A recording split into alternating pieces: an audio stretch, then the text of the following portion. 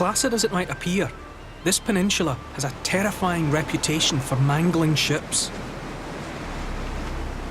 No surprise to find a lighthouse then, but it's perhaps the oldest intact operational lighthouse in the world.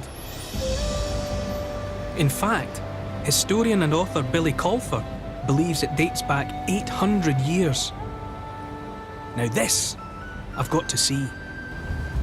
Well, Billy, it does look like it's taken a pounding over the years, but how do you know it's as old as you say it is? Well, let's go inside, Neil, I'll show you. Okay.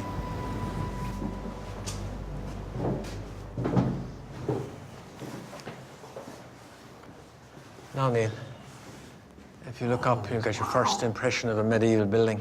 Right, oh yeah, it's like a castle keep or a Well, cathedral. It's so massive. Exactly. They used castle technology to build the place. That's the reason for the rib vaulting. Castle technology. Exactly, I like yeah. that. And why is it black? It's black with Welsh coal because for 500 years the light was kept burning mostly with coal, and this was the coal store. Okay?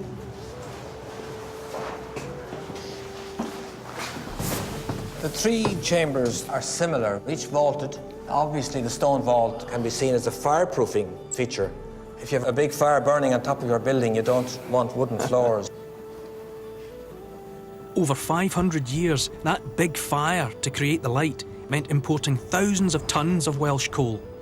Whoever built this place had a lot of clout. Our first historic record of the building comes from the Pembroke Estate papers in the 1240s, when the monks of the monastery of Rinduáin are given money for the maintenance of the building.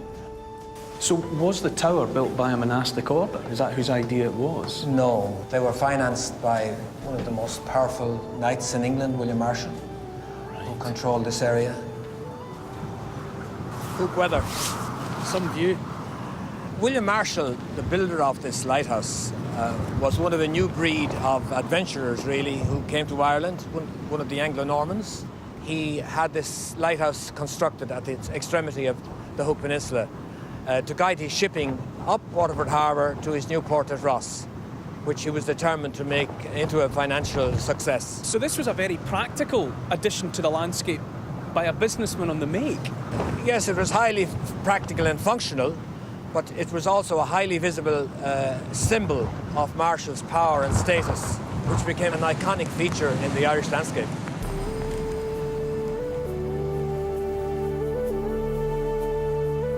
The lighthouse's builder, William Marshall, had powerful connections.